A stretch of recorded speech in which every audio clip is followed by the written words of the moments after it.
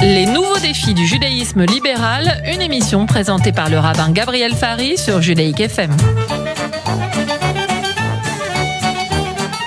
Les nouveaux défis du judaïsme libéral. Bonsoir, une saison déjà, une année de rencontres avec des invités du monde juif libéral, mais d'ailleurs également une année pour le moins chahutée par l'actualité, des grèves, qui s'en souvient encore du reste, qui ont bloqué la France et un microscopique virus qui nous a tenus éloignés de longues semaines des studios que je rejoins pour la première fois avec une invitée de marque qui nous accompagnera pour les 2 dernières émissions avant la trêve estivale, rabbin Delphine Orviller. Bonsoir. Bonsoir. Merci d'avoir accepté notre invitation. Vous êtes l'une des personnalités du monde juif la plus en vue, écrivaine prolixe, nous y reviendrons, rédactrice en chef de la revue Ténois, rabbin du MJLF, du Mouvement Juif Libéral de France. Votre parole est recherchée, elle est écoutée également. Vous êtes sollicité sur des thèmes qui dépassent souvent le cadre strict de vos fonctions. Quel est, Delphine Orviller, le rôle d'un rabbin dans la cité, pour reprendre le livre et le titre d'un livre surtout du grand rabbin Gilles Bernheim? Êtes-vous un rabbin dans la cité et comment exercez-vous ce rôle? D'abord, je vous remercie pour cette invitation. C'est un vrai plaisir d'être ici dans vos studios et dans cette émission. Et puis de se retrouver, comme vous l'avez dit, après un long moment où on a eu l'impression qu'on était tellement coupés les uns des autres, qu'on ne se voyait plus que par écran interposé. Et donc, il y a un vrai plaisir aujourd'hui à retrouver le chemin d'un face-à-face, d'un dialogue véritable. Alors, la question de, finalement, qu'est-ce qu'un rabbin? C'est une question complexe à laquelle vous comme moi, on est amené à répondre très souvent. Et il y a plein de malentendus autour de ce qu'est cette fonction rabbinique. D'abord, beaucoup de gens... C'est un métier ? Je crois que c'est un métier, oui. Mais beaucoup de gens, peut-être parce qu'on est dans une société d'influence chrétienne, beaucoup de gens s'imaginent qu'un rabbin est l'équivalent d'un prêtre pour les juifs, ou ils voient une fonction purement ou surtout rituelle ou pastorale. Et moi, depuis des années, j'essaie de réfléchir à quel est le métier qui, d'après moi, s'approche le plus de la fonction rabbinique. Lequel ? Et en fait, alors j'ai un peu changé d'avis sur la question. Pendant longtemps, je me suis dit que finalement, le métier que je faisais était très très proche du métier de traducteur. Je trouvais que notre métier était finalement un métier de traduction où on opère en permanence un passage entre les textes et l'humain, entre l'humain et les textes. On traduisait des textes dans un langage pour qu'ils résonnent avec la société et les temps dans lesquels on vit. Et finalement, c'était très proche du travail de traducteur. J'ai un peu évolué, ou plutôt affiné ma réflexion ces dernières années, et j'ai l'impression que finalement, le métier que je fais, ou que nous faisons, nous rabbins, est finalement un métier de conteur. En fait, j'ai l'impression comme les conteurs, nous sommes amenés à réfléchir à la place des textes sacrés, à la puissance des récits, à leur capacité à changer le monde. Et finalement, ce qu'on fait en bien des moments de l'existence, surtout quand on accompagne les moments de rites de vie extrêmes, des naissances, des deuils, des maladies, finalement, on s'efforce de raconter des histoires qui font sens, pas au sens de raconter une histoire pas sérieuse, au sens vraiment plus sérieux de ce que veut dire dans notre tradition raconter des histoires et être conscient que la façon dont on va raconter l'histoire des gens qu'on accompagne en la faisant dialoguer avec la tradition juive est un art sacré. Quoique dans votre dernier livre, dans votre dernier essai paru juste avant le confinement, en février, Comprendre le monde, c'est un essai chez Bayard, nous y reviendrons tout à l'heure. Vous posiez la question de savoir si l'on dira encore dans quelques années, il était une fois. Vous avez peur qu'on ne dise plus il était une fois et que vous avez un regard très critique sur les réseaux sociaux, sur l'époque qui est la nôtre aujourd'hui. Vous pensez que l'art de compter, précisément, et les enfants vous avez répondu spontanément en disant non, on dira il était une fois, si je me souviens bien dans votre livre, c'est ça? Oui, en fait, ce que j'essayais de pointer aux enfants, parce que ce livre est en fait une conférence qui a été retranscrite en livre, une conférence que je donnais pour des enfants et des adolescents. Et j'ai commencé cette conférence en leur disant écoutez bien ce mot il était une fois, parce que en fait c'est une aberration grammaticale. Quand on dit il était une fois, on utilise l'imparfait, et l'imparfait c'est un temps qui suggère une habitude. Par exemple, si je dis quand j'étais petite je faisais mes devoirs, je mangeais de la soupe, etc. Le temps imparfait suggère qu'il y avait une récurrence, quelque chose se produisait encore et encore. Et quand on dit il était une fois dans un récit, on raconte quelque chose qui s'est passé une fois, pas plusieurs fois. En principe, on dit le loup a mangé la grand-mère, la princesse s'est endormie dans le château, etc. Pourquoi utiliser l'imparfait ? En fait, j'ai expliqué aux enfants que l'imparfait des récits sert à dire attention, l'histoire que je vous raconte ne s'est pas passée une fois.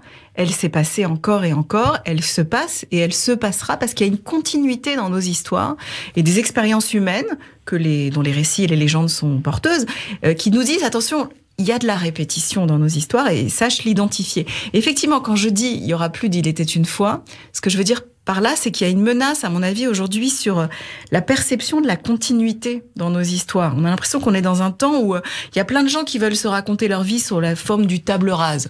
Ce sera plus jamais comme avant. On n'a plus rien à voir avec nos ancêtres. Tout est neuf, tout est nouveau. Vous savez, ce récit qu'on entend politiquement, parfois religieusement, enfin, qui est décliné de plein de manières, de rupture, de non-continuité, il me semble dangereux. Et je trouve que le judaïsme est très bien placé pour dire pourquoi c'est dangereux, parce qu'il y a une conscience très forte dans la tradition juive de la conscience de la répétition des récits. On n'est pas sorti d'Égypte, on sort d'Égypte. On n'était pas au Mont Sinaï, on est au Mont Sinaï. Donc en fait, on fait semblant de raconter des histoires du passé en sachant très bien que c'est des histoires du présent qui seront des histoires de l'avenir aussi. Traducteur, conteur, ça c'est le rôle premier d'un rabbin finalement. Un peu oui. Un onkelos moderne, quelque chose comme cela. Mais on raconte parce que lorsqu'on imagine la fonction rabbinique, et peut-être dans un sens d'une stricte orthodoxie, on le verrait plutôt comme la personne, le rabbin est garant de la loi, doit rappeler la loi sans cesse, doit éventuellement, s'il est il ou elle est un peu ouvert d'esprit, l'interpréter, la faire vivre dans une époque moderne. Vous prenez à contre-pied tout cela. Oui et non, c'est-à-dire je pense que le rabbin est effectivement garant de la transmission de la loi, de son interprétation, mais c'est important de se rappeler que cette loi ne lui appartient pas et qu'il n'en est pas propriétaire. Et je trouve que c'est important de le rappeler, parce que là aussi il y a un malentendu. Le rabbinat n'est pas un clergé, c'est pas une fonction cléricale. Et souvent les gens greffent là-dessus une image cléricale, à savoir l'idée que le rabbin serait une sorte d'intermédiaire entre l'humanité et le divin et le transcendant, et que la loi serait entre ses mains ou particulièrement en sa possession. Et je crois que c'est pas l'esprit de notre tradition, non. J'aimerais, Delphine Orwiller, vous lire, si vous le voulez bien, donc dans Comprendre le monde, cet essai que nous venons d'évoquer brièvement. Je rappelle qu'il a été publié juste avant le confinement, juste avant cette crise absolument majeure dans laquelle nous sommes encore. On peut pas considérer que nous en sommes totalement sortis. C'est là que nous pouvons espérer commencer à répondre à la question que nous nous posons: comment comprendre le monde? La question n'a aucun sens si nous n'admettons pas que le monde a changé, sinon ce serait simple, sinon le monde d'hier était comme le monde d'aujourd'hui. Le comprendre reviendrait à donner à la nouvelle génération le même mode d'emploi. Or, le problème de la compréhension du monde est celui de son changement, de sa nouveauté, de son accélération. Votre livre est toujours d'actualité, 4 mois après ? Parce qu'il a changé, le monde. Le monde a changé, mais je crois qu'on a tous... On peut le comprendre toujours en lisant votre livre, ou il va falloir l'augmenter encore Je crois qu'il y a quelque chose que j'écris dans le livre, effectivement, et que ces paroles, je les ai prononcées bien avant qu'on entre dans ce temps de crise. Mais j'ai souvent enseigné ces dernières semaines, comme beaucoup d'entre nous, le fait que le mot crise en hébreu se dit mashber, et que dans la Bible, ce mot mashber, ça veut dire la table d'accouchement. En fait, la crise, c'est un moment où on suppose, comme dans une salle d'accouchement, que quelque chose va naître, parfois dans la peur, dans la douleur, mais que devrait surgir du neuf dans ce moment de crise. Et je crois qu'on a tous conscience que surgit du nouveau, on parle de cet après sans savoir exactement ce que ça veut dire, ce monde d'après, mais que ce neuf doit percevoir à quel point il est suffisamment le même et différent que le monde d'avant. Vous voyez, on n'a pas arrêté de me poser la question, comme à nous tous, à quoi va ressembler le monde de demain, le monde d'après. Il sera forcément meilleur. Non, je crois pas qu'il soit vraiment meilleur. Et ce qui est troublant, c'est que plein de gens qui vous disent « rien ne sera comme avant » sont précisément les gens qui, en fait, aujourd'hui, sont quand même à la recherche d'une continuité avec ce monde d'avant. Moi, je vais vous donner un exemple très simple, un moment qui a été très fort pour moi à la sortie du confinement. Ça vous paraît très trivial, mais c'est le premier matin où j'ai pu m'installer à la terrasse d'un café et commander le café allongé que je prends chaque matin en lisant le quotidien à la terrasse d'un café parisien. Et en fait, j'ai trouvé que c'était un moment d'abord émouvant pour moi, mais qui racontait ce que le monde d'après a envie de goûter du monde d'avant. C'est-à-dire que mon espérance dans ce monde d'après était que mon café ait le même goût. En fait, qu'il y avait quelque chose qui raconte à quel point rien n'était pareil, mais qu'il y avait de la ressemblance avec le monde d'avant. On est quand même dans une quête de continuité. Et la question, pour moi, c'est vraiment comment on se raconte à la fois la brisure et la continuité dans le monde d'aujourd'hui. En fait, je racontais aux enfants dans ce récit, je donnais des exemples très concrets. Vous savez, moi, je montre souvent à mes enfants des images des années 80. Par exemple, je leur montre des téléphones à cadran qui tournent, comme on a tous. Ils n'ont aucune idée de ce à quoi ça sert. Ou par exemple, je leur montre que sur nos ordinateurs jusqu'à aujourd'hui, pour conserver un document, il faut cliquer sur une touche qui ressemble à une petite disquette. Mais aucun des enfants qui utilisent cet ordinateur de sa vie n'a vu une disquette. Donc en fait, on utilise des symboles, on raconte des histoires du monde d'avant à des gens qui peuvent pas complètement les comprendre, mais qui en sont quand même les héritiers. Mais est-ce que la Torah, alors, serait ce téléphone à écran ça date d'une autre époque et alors, il faut faire comprendre ce qu'était le téléphone à écran. Donc il faut faire comprendre à la génération d'aujourd'hui ce qu'est la Torah. Oui. Je crois que la force de la Torah, si on utilise cette image du téléphone à écran, c'est que ce téléphone, cet objet a été utilisé pour téléphoner à un moment donné, mais que la force de cet objet, c'est qu'il regagne une pertinence et un usage entre multiples guillemets, c'est-à-dire une façon d'être traduit à chaque époque. Aujourd'hui, si on me donne un téléphone à écran, on peut plus rien en faire puisqu'on peut plus téléphoner avec. Et c'est toute la différence avec la Torah, c'est que je pense que cet objet qui a été interprété, encore une fois, je mets objet entre multiples guillemets, ce document interprété à travers les siècles reste pertinent. Et sa force, c'est qu'on est à la fois héritier de la façon dont des gens avant nous l'ont interprété, de la façon où ils l'ont entre guillemets utilisé, mais on est capable, à chaque génération, de renouveler sa lecture, c'est-à-dire finalement de lui permettre de vivre et d'exister dans un monde qui a plus grand-chose à voir. Et ça, c'est le rôle du rabbin. Et ça, peut-être que le rôle du rabbin, effectivement, c'est de passer la ligne.